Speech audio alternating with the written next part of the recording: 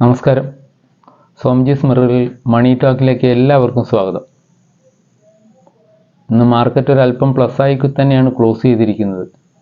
രാവിലെ മുതൽ ആടിത്തൂങ്ങി നിന്ന മാർക്കറ്റ് ഉച്ചയ്ക്ക് ശേഷം ഉണ്ടായ മുന്നേറ്റത്തിൽ 25,500 മുകളിൽ ക്ലോസ് ചെയ്യാനായിട്ടുണ്ട്. 25,700, 650, 700 ബ്രേക്ക് ചെയ്യാനായാലാണ് പുതിയ ഹൈ ഉണ്ടാകുമെന്ന് എല്ലാവരും പ്രതീക്ഷിച്ചിരിക്കുന്നത്.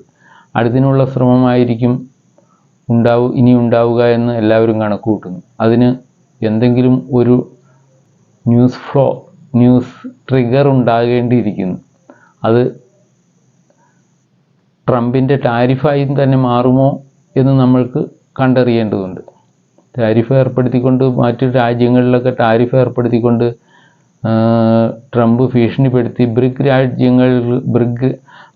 രാജ്യങ്ങൾക്കൊക്കെ 10% അധിക നികുതി ഏർപ്പെടുത്തുമെന്നൊക്കെ ഭീഷണിപ്പെടുത്തിയിട്ടുണ്ട്.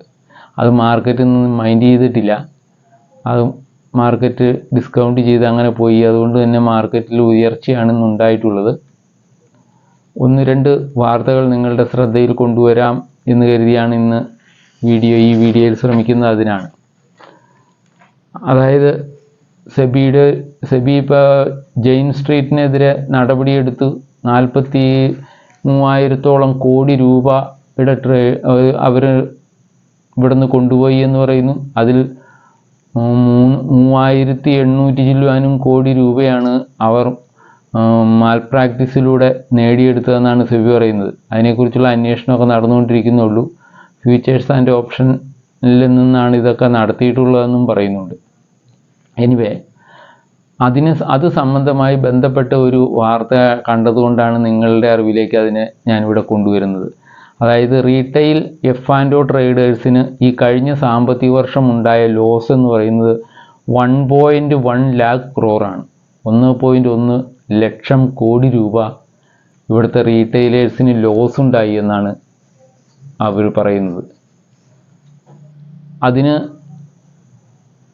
വേറൊരു രീതിയിൽ പറഞ്ഞാൽ അത് 10 പേര് ട്രേഡ് ചെയ്യുന്നതിൽ 9 പേർക്കും ക്യാഷ് ലോസ് ആയിട്ടുണ്ട് എന്നാണ് അവർ പറഞ്ഞിട്ടുള്ളത്.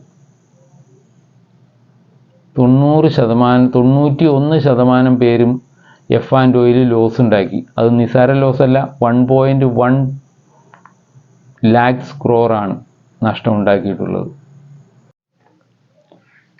സെബി ഈ കാര്യങ്ങളൊക്കെ പുറത്തുവിട്ടിരിക്കുന്നത് ഇപ്പോൾ കഴിഞ്ഞ ജെയിൻ സ്ട്രീറ്റ് ഫിനാൻഷ്യൽ ഇൻസ്റ്റിറ്റ്യൂഷൻ്റെ തട്ടിപ്പോടനുബന്ധിച്ച് നടത്തിയ പഠനത്തിൻ്റെ ഭാഗമായിട്ടാണ് ഇതൊക്കെ പുറത്തുവിട്ടിരിക്കുന്നത്. ഇത്തരം കണക്കുകൾ നമ്മളൊന്ന് നോക്കിയിരിക്കുന്നത് നല്ലതാണ്. കാരണം F&Oയിൽ പ്രവർത്തിക്കുന്നവർ എങ്ങനെയാണ്, എത്രമാത്രം ലാഭം ഉണ്ടാക്കുന്നു എന്ന് നിങ്ങൾ സോഷ്യൽ മീഡിയയിലൊക്കെ കാണുമ്പോൾ എല്ലാവരും F&O ട്രേഡിംഗ് പഠിപ്പിക്കലും അങ്ങനെയുള്ള ഒരുപാട് കാര്യങ്ങൾ നിങ്ങൾക്ക് കാണാൻ കഴിയും. F&O ട്രേഡിങ്ങിനകത്ത് ഒളിച്ചിരിക്കുന്ന ചതിക്കുഴികൾ എന്താണെന്ന് മനസ്സിലാക്കാൻ അത് പഠിച്ചിരിക്കുന്നത് നല്ലതാണ്. പക്ഷേ അതിൽ സാധാരണ ഒരു റീറ്റെയിൽ ഇൻവെസ്റ്റർ ഇടപെട്ടാൽ എന്തായിരിക്കും സംഭവം എന്നാണ് സെബി പറഞ്ഞിട്ടുള്ളത്. നവംബറിന് ശേഷം പക്ഷേ സെബി പറയുന്നത് 61.4 lakh അക്കൗണ്ടുകൾ ഉണ്ടായിരുന്നത് കഴിഞ്ഞ ഫിനാൻഷ്യൽ ഇയറിൽ ആദ്യത്തെ ക്വാർട്ടറിൽ, അതായത് 2025 ഫിനാൻഷ്യൽ ഇയറിൽ ആദ്യത്തെ ക്വാർട്ടറിൽ 61.4 ലക്ഷം അക്കൗണ്ടുകൾ ട്രേഡ് ചെയ്തിരുന്നത് ഇപ്പോൾ ഈ 4ാമത്തെ ക്വാർട്ടറായിപ്പോൾ, അതായത് നവംബർ 20-ന് സെബി റെസ്ട്രിക്ഷൻസ് ഏർപ്പെടുത്തിയതിന് ശേഷം അത് 42.7 ലക്ഷം ആയി കുറഞ്ഞിട്ടുണ്ട് എന്നാണ് പറയുന്നത്. അപ്പോൾ ആ രീതിയിൽ അതിനകത്ത് കുറവ് വരുമ്പോൾ തീർച്ചയായിട്ടും വോളിയത്തിലും അത്രയും കുറവുണ്ടാവും. വോളിയത്തിൽ കുറയുന്നു എന്ന് പറഞ്ഞാൽ സ്റ്റോക്ക് എക്സ്ചേഞ്ചുകൾക്കുള്ള പണം അത്രയും കുറയും. അപ്പോൾ ഇനി അതിനനുസരിച്ച് അവരത് മുന്നോട്ട് കൊണ്ടുപോകാനുള്ള നടപടികൾ ഇനി ഉണ്ടാകുമെന്നുള്ളതിന് സംശയമില്ല. കാശ് പോകുന്നത് ആർക്കായാലും അവർ ഇടപാടുകൾ കൂടുതൽ നടത്തി അവരുടെ വരുമാനം കൂട്ടാൻ എല്ലാവരും ഉദ്ദേശിക്കുന്നുണ്ടാവും. സ്റ്റോക്ക് എക്സ്ചേഞ്ചുകളൊക്കെ അങ്ങനെ തന്നെയാവും ഉദ്ദേശിക്കുന്നത്. പക്ഷേ അവർ ഇങ്ങനെയുള്ള യാഥാർത്ഥ്യങ്ങൾ ഇടയ്ക്ക് വിളിച്ചു പറയുന്നുണ്ട് എന്നുള്ളതാണ് അതിൻ്റെ ഒരു പ്രത്യേകത.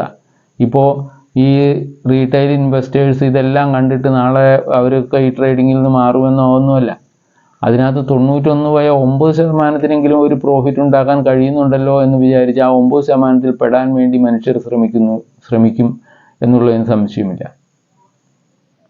അപ്പോൾ നിങ്ങൾ തീർച്ചയായിട്ടും ഇതിനകത്ത് ഇൻവെസ്റ്റ് ചെയ്യാൻ ഉദ്ദേശിക്കുന്നവരാണെങ്കിൽ ഒരു കാരണവശാലും F&Oയിലേക്ക് തിരിയേണ്ട ഒരു കാര്യവുമില്ല.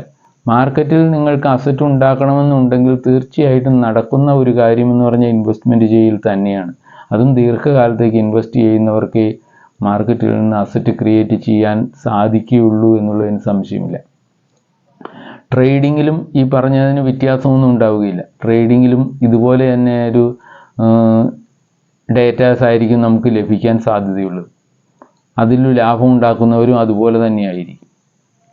ഇത് ഇപ്പോൾ നിസ്സാരമായ ഒരു എമൗണ്ടാണ്. 1.1 lakh crore എന്ന് പറഞ്ഞു കഴിഞ്ഞാൽ നിസ്സാരമായ ഒരു എമൗണ്ട് അല്ല.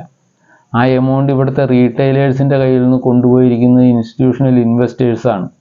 അവരാണ് ഇതിൽ കളിക്കുന്നത്. അവർ കമ്പ്യൂട്ടർ അധിഷ്ഠിതമായ ആൽഗോ ട്രേഡിംഗ് ഒക്കെ നടത്തി ക്യാഷ് ഇവിടുത്തെ റീറ്റെയിൽ ഇൻവെസ്റ്റേഴ്സിൻ്റെ കൊണ്ടുപോവുകയാണ് ചെയ്യുന്നത്. അതിന് യാതൊരു സംശയവുമില്ല. അവർക്കേ അതിനകത്ത് വിജയിക്കാനാവുകയുള്ളൂ. കാരണം നിസ്സാര ഒരു എമൗണ്ട് മുടക്കി ഇതിനകത്ത് നിന്ന് ലാഭം ഉണ്ടാക്കാനാവില്ല. ഇൻസ്റ്റിറ്റ്യൂഷണൽ ഇൻവെസ്റ്റേഴ്സ് എല്ലാവരും അത്ഭുതകരമായ രീതിയിൽ ആയിരക്കണക്കിന് കോടികളാണ് ഒരു ദിവസം ഇറക്കുന്നത്.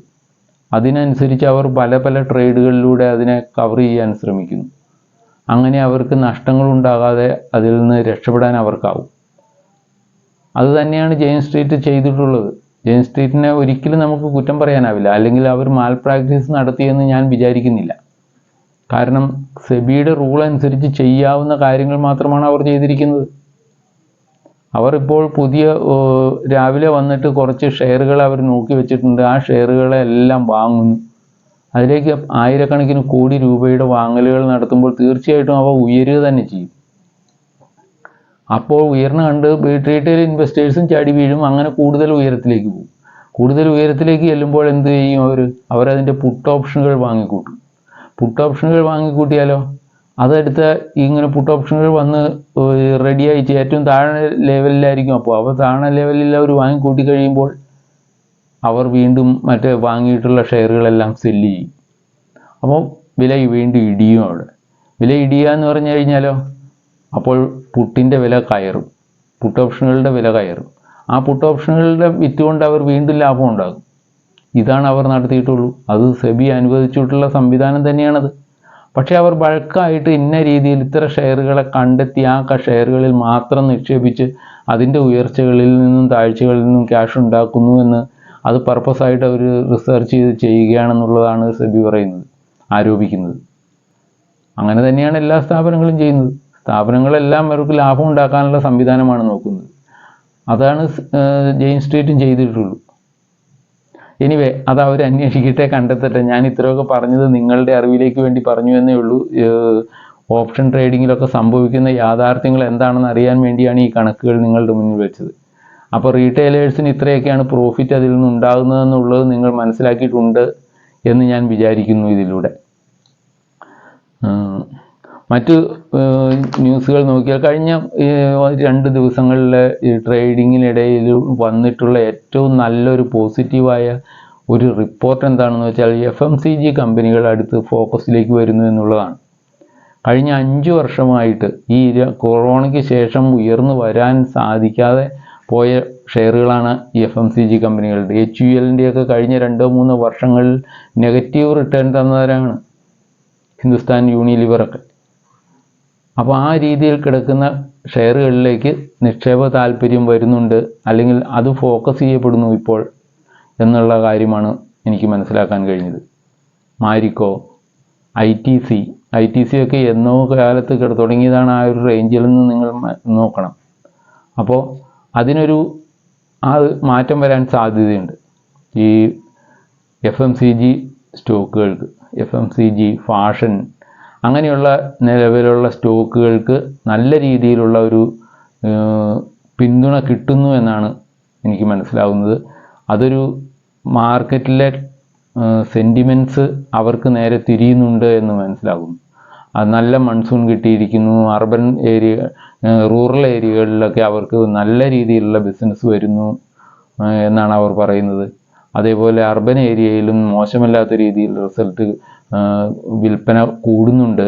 കാരണം ഇപ്പോൾ ഈ വർഷത്തെ സാമ്പത്തിക രംഗത്ത് വന്ന മാറ്റങ്ങൾ അതിനെ സഹായിക്കുന്നു. അതായത് ഇപ്പോൾ ഈ ഇൻകം ടാക്സിൻ്റെയൊക്കെ ലെവലുകൾ ഒരുപാട് കൂട്ടിയിട്ടുണ്ട് അവർ, കേന്ദ്ര ഗവൺമെൻറ്. അതിൽ നിന്നൊക്കെ വരുന്ന പണം ഈ FMCG മേഖലയിലാണ് ആദ്യം പ്രതിഫലനങ്ങൾ ഉണ്ടാക്കുക എന്ന് കമ്പനികൾ കണക്ക് കൂട്ടുന്നു. അപ്പം ആ രീതിയിൽ നോക്കുമ്പോൾ ഈ FMCG കമ്പനികളിൽ ഉണ്ടാകുന്ന നിക്ഷേപ താല്പര്യത്തെ നിങ്ങൾ കാണാതിരിക്കരുത്. അതൊന്നും നോക്കി വയ്ക്കാവുന്നതാണ്. FMCG കമ്പനികൾ പലതും വർഷങ്ങളായി, ഇപ്പോൾ 2-3 വർഷങ്ങളിൽ നെഗറ്റീവ് റിട്ടേണുകളും 0.9 മുതൽ ഉള്ള റിട്ടേണുകളും ഒക്കെ തന്ന കമ്പനികളാണ് അധികവും. 3%, 4%, 6% ഒക്കെ തന്ന കമ്പനികൾ പലതുമുണ്ട്. അത് ഈ ഒരു കാലഘട്ടത്തിൽ അവർക്ക് മാറ്റങ്ങൾ ഉണ്ടാകുമെന്നാണ് പറയുന്നത്. അപ്പോൾ തീർച്ചയായിട്ടും നിങ്ങൾക്ക് ശ്രദ്ധിക്കാവുന്ന ഒരു മേഖല തന്നെയാണ് FMCG നിങ്ങളുടെ ശ്രദ്ധയിലേക്ക് കൊണ്ടുവരിക. ITC ആയാലും ടാറ്റ കൺസ്യൂമർ പ്രോഡക്ട്സ് ആണ് ഒരല്പം ഉയർന്നു വന്ന ഒരു ഷെയർ ഈ കാലഘട്ടത്തിൽ.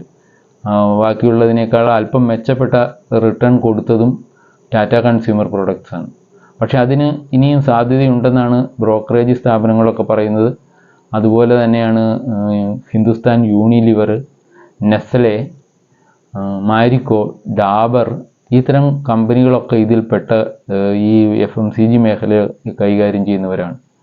അവർക്ക് പല മാറ്റങ്ങളും ഇനി വരാൻ സാധ്യതയുണ്ട് എന്നാണ് റിസർച്ച് അനലിസ്റ്റുകളും എല്ലാവരും പറയുന്നത്. ഈ കഴിഞ്ഞ 2-3 ദിവസങ്ങളിൽ മാർക്കറ്റിൽ ശ്രദ്ധിച്ച് ആർക്കും മനസ്സിലാകും അത്തരം ഷെയറുകളിൽ ഒരു മൂവ്മെൻറ്റ് ഉണ്ടാകുന്നുണ്ട് എന്ന് മാത്രമല്ല, അനലിസ്റ്റുകളെല്ലാവരും അതിൻ്റെ പുറകെ കൂടിയിരിക്കുന്നു എന്നുള്ളതാണ്. അപ്പോൾ അതിനൊരു ഉയർച്ചയ്ക്ക് സാധ്യത കാണുന്നുണ്ട്. തീർച്ചയായിട്ടും നിങ്ങളുടെ ശ്രദ്ധയിൽ ഇതൊക്കെ കൊണ്ടുവരാൻ വേണ്ടി പറഞ്ഞതാണ്. വീണ്ടും കാണാം. അതുവരെ നിങ്ങളുടെ സഹകരണങ്ങളൊക്കെ പ്രതീക്ഷിക്കുന്നു.